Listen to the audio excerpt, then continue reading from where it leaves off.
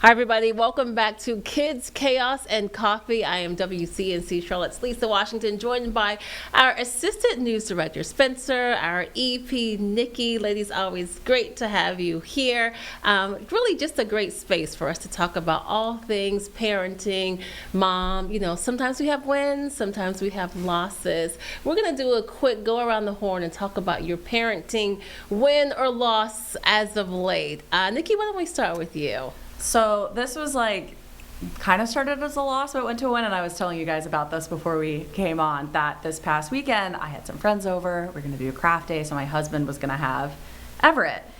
And yesterday, all of a sudden, he says, all right, well, there's these splash pads that are open. We're going to go to those. And I said, wait a second. What do you mean you're going to a splash pad? Everett's never been to a splash pad. I want to go. I want to see her because she loves water. We know this. And I was upset that you were going to take her to this as a first without me. That's a big first. It is a big first, and it's summer, and we know she loves the water. I was like, well, that sounds, I want to go. Why are you doing something without me? So led to a little tension that I was upset, and he was upset that I was upset because he just was like, I don't get it. I'm taking our daughter to do something fun, and you're mad at me? Like, why? And so later, after we didn't speak for about an hour while we were getting ready for church of all things, so we're not speaking to each other, and I come back downstairs and I said, I'm a little, I don't understand why you're mad at me for being disappointed. And he said, well, I thought you would be happy that I was taking her to do something fun while you have your friends over, and that you don't have to worry about us, or I'm not just sitting in the backyard alone with her. I thought you would be excited that we're doing something fun. And I was like, well, yeah, when you put it like that, it sounds nice. But it was really, that was my first, I'm going to miss something fun that was a first, and I'm not included, which is hard because I want to be there for all the firsts. Of course. But then I thought of, when she did her first crawling. I don't remember that. Couldn't tell you. Oh, okay. Whenever she, any of her firsts to this point, I don't really remember. So I had to tell myself, this is not a memory that I'm never going to forget. It's just an idea in my head that I needed to be there for the first. Oh, for sure. But the funny thing is, you will remember that. You will remember this because and it's going to be funny that I got so angry with you the first time she went to the splash pad. Because you will go to the splash pad 1,000 times. A million times. And they're all going to be fun, and I'm not even going to, the only reason I'm going to remember the first time now is because I was mad that I didn't get to go. And it was fun, and she had a blast. The mess up here, though, was that then I asked him if he took any pictures, and he was like, no, because I didn't want you to be sad that you missed it and look at all the fun that we had. And I'm like, well, now that I'm mad, you didn't take. So nobody wins here. It's a losses all the way around except for Everett because she had fun. And she's not going to remember the first time she went to the splash pad. And that's and I took her for Friday coffee dates, and he was like, I don't get to go to the Friday coffee dates and whatever. Oh yes, the first time that I went out to brunch, I think we had some appointment for Benton, and it was close to a brunch spot, and I went, and again, this was on my maternity leave still, and Ian was not happy. But the thing is, it's the idea. I was the only for a reason brunch you remember that when he sat in the car seat asleep the whole time. It's different if I'm missing the first day of school or something. But this was, it's such a minor, but it just in your head, it's But it is really funny that you say you don't remember the first crawl, because I'm thinking about Ben, and I'm I actually don't know if I really remember that either. Yeah. But I will tell you, I remember the first day he rolled over. Oh, yeah. I missed it because it was my first day back from maternity leave. No, that's terrible. The first thing you remember was the ones you weren't there for. Yeah. Yes. But then he took his first steps on Juneteenth, and I remember daycare was closed, so I was off, and I got to see that. Oh, that's But Ian wasn't, and he was so upset. And I had the same picture thing. I was like, I'm gonna record this, but I know he's gonna be so jealous. And I was like, well, you got the first rollover. You're trying to justify it. This is the same. That's so. But you have to balance the mom guilt. I know that I do, certainly. Even the decision going back to work after maternity leave, we all know that first week back is so rough. Yeah. But now, I guess because my kids are a bit older, it's a little bit easier. But I will tell you, recently, my kids are in CMS, and they send 1 million emails and reminders about all the things, but I don't read them timely at all. So I was sitting at my desk. This was before the school year ended back in May, and just kind of, going through the emails before the midday, and I saw that my son had to have $2 in change because they were going to a school store to teach them about buying things, and I'm like, Oh boy, he does not have $2. It was about 10:15. You know, our newscast starts at 11:30. So I was like, hey, I need to step out for a minute, but I'll be back in time. Zoomed down there, realized I didn't have $2 in change. So I'm like digging through my car. Finally, I had like $1.85. I walked to the school. His teacher happened to be coming out, gave it to her, and it was all good. That was a win. It's like, the stress of it. And then, oh my gosh, the thing I've figured out so far is that the lead up to it, like my brain thinking it's going to be stressful, and ends up being so much worse than it actually is. Because now I'm like, I don't care that I missed that. Or like, for you, it was fine. It would not have mattered at all. But it's the mom guilt of sending your child to school without that $2 that he needed for the school store. Yeah, and I also have to remind myself, like, yes, it's a bummer. I wanted to be there. But I also know Everett had an absolute blast. And not once did that child look around like, where's my mom? She didn't care. She had a wonderful time. And so it's hard to. So that was my loss that was kind of a win, but still a lot. I don't know. It's a learning time. Yeah. You'll remember it. Yes. What about you, Spence? So I think I talked about this last week, how potty training is rough because Benton doesn't want to stop and do anything. So bedtime is often rough because he just wants to keep going. Like this kid would not go to bed if we did not force him to go to bed. Always been kind of a low sleep. Yep. And so like getting the pajamas on is rough, like so many nights. And I don't know what came upon me like last week that I was like, okay, I grabbed his like stuffed Spider-Man. I'm like, Spider-Man's gonna help. And he was like, okay, great. Oh, so I'm like holding Spider-Man as I'm trying to like hold the pajamas and pull it on. Love that. But then in my mind, I'm thinking, oh gosh, we're gonna have to do this every single night. Yes. Yeah. Only one more night, and then it was fine. And then, still pajamas are kind of rough, but now I've got that in my back pocket. Just in case. We love if Spider-Man or Mickey or someone else, Bluey helps us put pajamas on. If somebody appears. Yeah. You know what? I really don't like when a win turns into a loss. I don't know if you guys can relate to this yet. Going to the pool. My kids love to go to the pool, right? Who doesn't? It's summer, it's warm, it's hot. But they don't like to leave. And I'm like, look. If you don't leave when mommy says it's time to leave, then we're not going to be able to come back. And they will just lose it. That's hard. Because it's like, this was supposed to be a fun thing that we all enjoy. And then the ending note is like, this was a bummer. Yeah. I find myself sometimes, debating, like, do we even go and do this? Because leaving is going to be a fight. Yes. What age do you think that starts? Obviously, as an 8-month-old, she doesn't know what's happening. She's along for the ride. I think like 3, honestly. Okay. I need 2. Yeah. Okay. But it doesn't last forever, so that's a good thing. My kids are much better now because they're older, but you have some and summer days. right now is hard. Like yesterday we were outside and in the shade it was all right. He was like doing chalk with the neighbors, riding his bike a little, and thankfully the neighbors were like, we got to go in for a water break, and I was like, we do too. Somebody else, but thankfully, like their kids went in, so Benton was willing to like come in, but if not, like, no. That's so hard. Gosh. Looking forward to that. We don't win them all, we don't lose them all, right? Kids, chaos, and coffee. That's right. Yep.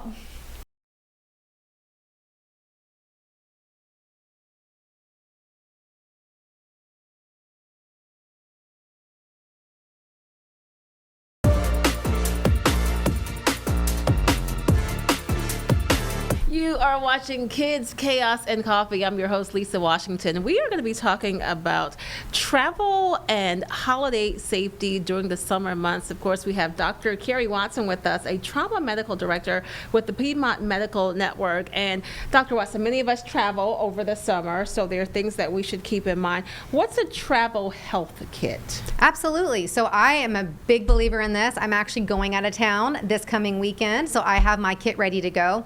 But it's actually going to be an individualized kit for you. So first and foremost, do you have any medications that you need to take daily? Do your kids? Making sure that you have seen your primary care provider ahead of time, get those prescriptions filled, make sure you have everything ready to go.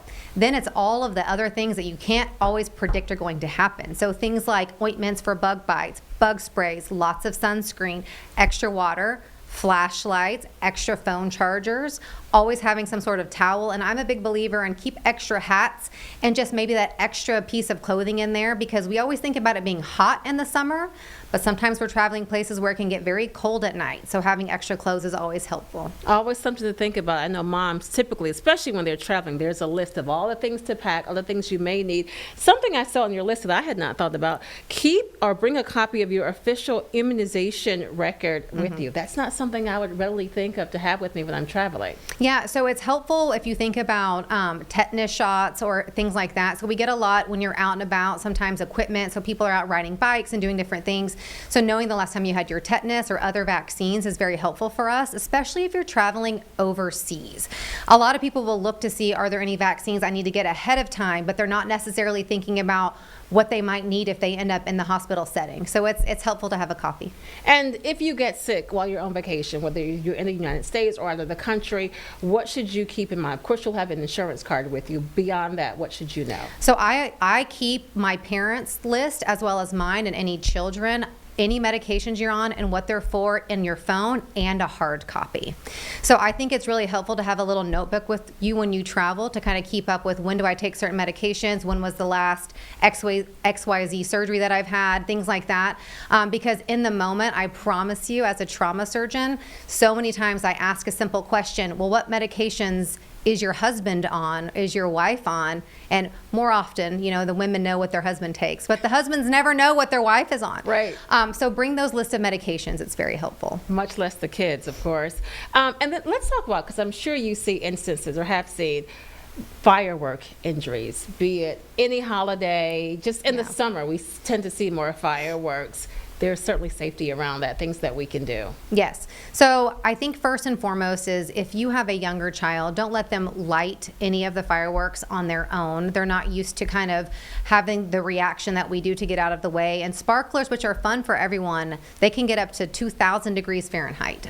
So they can easily burn through metal, burn through skin and or clothes. That's actually the most common injury we see is from sparklers, because young kids are holding them and they don't know when to let go or what to do with them. So we see that injury very frequently. And then also making sure that be aware of your burn bands. Make sure that you know that you have water nearby, whether that's a garden hose or a bucket of water. Always be prepared for if something does happen and something sparks. We talk a lot about sunscreen, of course, when you're being outside, you need to protect your skin, which is incredibly important. What else do you need to think about if you're going on a hike or just taking a walk or spending hours outside? Absolutely. So light, colored, loose fit clothing is going to be great to allow that air to move through. That way you're not getting overheated. Big believer in bucket hats and wearing a hat. I'm very fair complected myself, and so constantly thinking about things to protect your arms, your feet, wearing socks. If you're going anywhere where, especially in the northern part of our country where there are ticks, tucking your shirt in, wearing socks, tucking your pants in, things like that to be prepared, and then lots and lots of water. And so many of us love the sun, but you say we shouldn't spend all day in the sun. Really hard because you want to be out at summer. Yes, so heat exhaustion is a real thing. So some of the things that you can look out for is if people are starting to feel dizzy, if they're starting to feel flushed, if they're lightheaded. But again, that's why I'm a big believer. Take your walk, but you got to take breaks. So you're walking for 30 to 45 minutes, and then you got to sit down and take a break, cool off, stay in the shade. And you say plan some activities in the cooler parts of the day. Oh, that's the best way to do it, in the morning or in the evening. Or if you're going on a trip where you're going to be walking up a lot of stairs, going on hiking trips, you really need to be preparing for that trip in the 4 to 6 weeks before. Make sure that your body is ready and acclimated for that change. So enjoy summer, but do it safely. This is Dr. Kerry Watson, Trauma Medical Director with Piedmont Medical Network. Dr. Watson, thanks so much. All right, we'll be right back.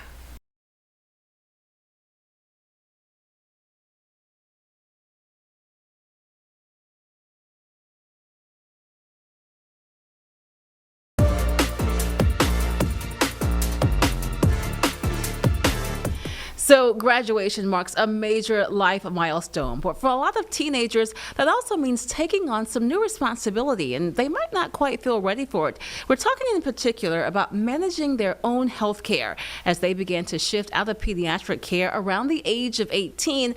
A lot of young adults are suddenly expected to schedule their own appointments, to understand their insurance, and to make some medical decisions of their own, often for the very first time. And again, they may not feel very comfortable doing that. Right now, we are joined by Susan Chansky. Of course, she is with Bridges Bridges Adult Transition Program. Susan, thanks so much for joining us. It's great to have you on. Thank you so much for having me. So tell us, why is it that so many teens find managing their own health care confusing? I imagine some adults do as well. I think it's not a straightforward system to start, but teens, especially those who are sort of aging into adult care, are also leaving a pediatric practice that might seem really familiar, and they're just starting something new. And like everything else they're doing, as you mentioned, graduating, they've got a lot going on, and it's one of the other things that they have to figure out. And how do you think that families, and I would say in particular parents, can help these young people build those skills that they need as they navigate this healthcare area? I think sometimes less is more, so it's understandable that parents, if they've been taking care of the child, especially a child with a chronic medical condition, it is understandable that if your kid was born with something or developed something as a young child and you were in there doing all the things, keeping them safe, keeping them healthy and alive, that it would be hard to let go of some of those pieces, so we get it. And also it's something necessary for the young person to learn on their own. So for parents, as much as possible, to empower their young person to speak up for themselves, give them the voice to do that. And some kids are developmentally more or less ready at different times, but always the young person can be involved in their care at some level and trying to share their goals and ambitions. And when they can do it, they can do a lot of it. Sometimes they just need the opportunity to try. So what advice do you have for teens as they navigate this and they start to take ownership? First of all, they can get help. They're not working alone, right? Any adult can phone a friend, help me out here. So we don't want to suggest that they're completely on their own, but they do have responsibility for it, and they really know themselves best. So learning how to navigate these things by practicing when it's not stressful, when you're not acutely ill, is so great, right? Practicing at your well visits, terrific. Being able to give over your medical history when you sign up for something. Practicing filling your medications, doing all of those sorts of pieces. They're all really good opportunities before we hit some sort of emergency kind of problem is the ideal. And what do you suggest for the healthcare providers, right? You have someone coming in, 18, 19, they've never done this alone, but this is their first time. How can they help those who are making the shift?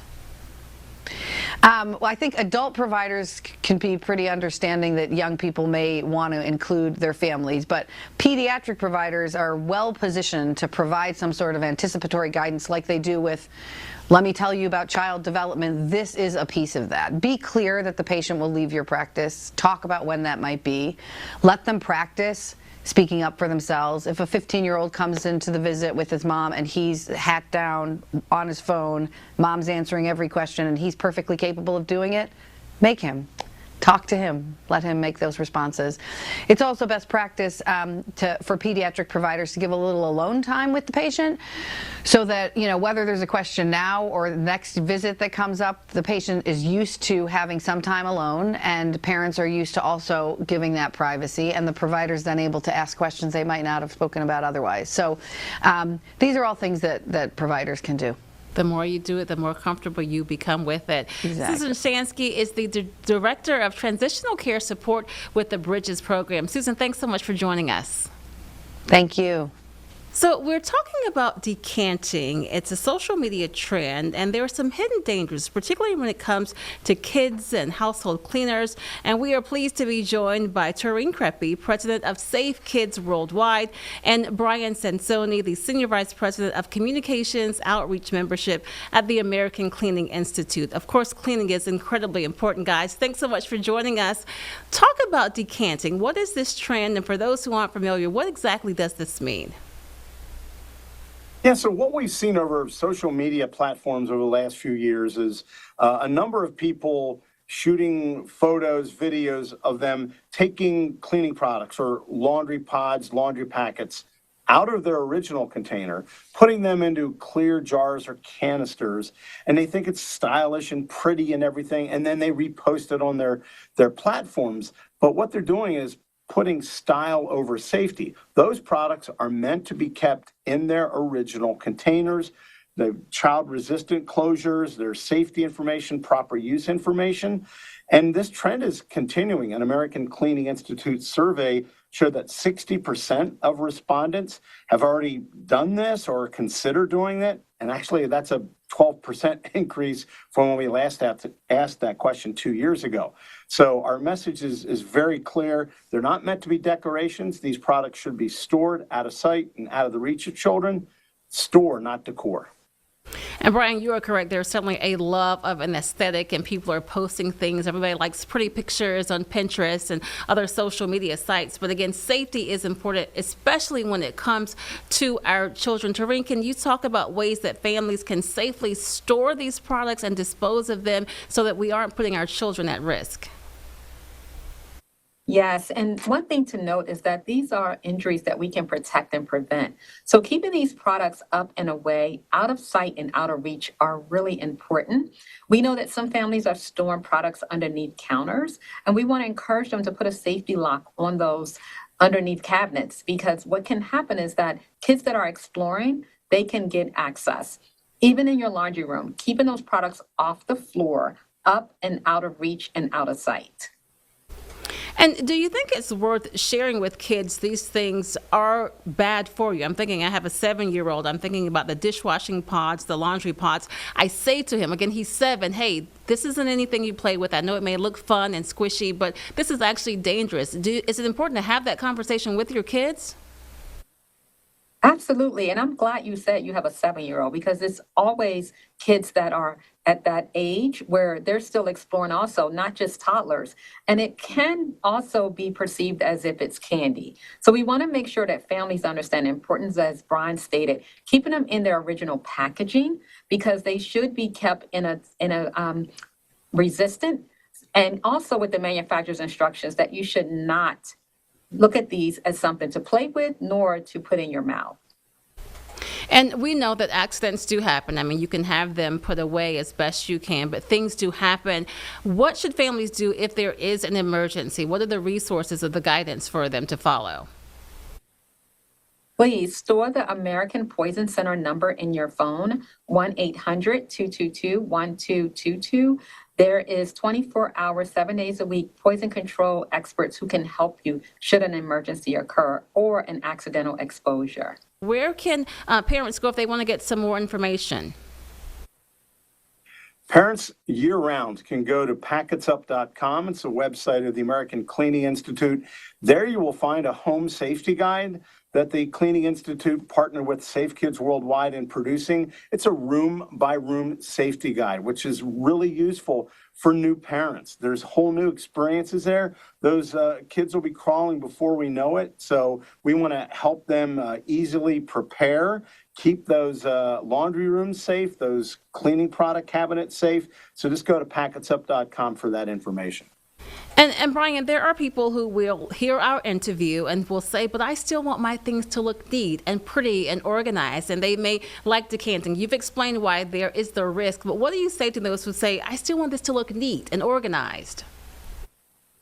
So there are ways to keep your cleaning products looking good, but keep them in the original containers. But there are some of those very cool laundry baskets, cleaning product baskets, that you can put those products in. But again, make sure they're not accessible to the little kids, especially in those laundry rooms or laundry storage units. So you can still have those spaces look good, but safety is the most important factor. Brian and Tareen, thank you so much for joining us. We certainly appreciate your time. Well, we certainly hope that you enjoyed this, and make sure you join us next week. We are going to have a special guest, Dr. Charlita Hatch. Perhaps if you've been in Charlotte for some time now, you've heard of her. She is a mom, she's an author, she's a volunteer, she does all the things. She's also a member of the Charlotte-Mecklenburg School Board, so we can't wait to have her on. That's Dr. Charlita Hatch joining us next time for Kids, Chaos, and Coffee.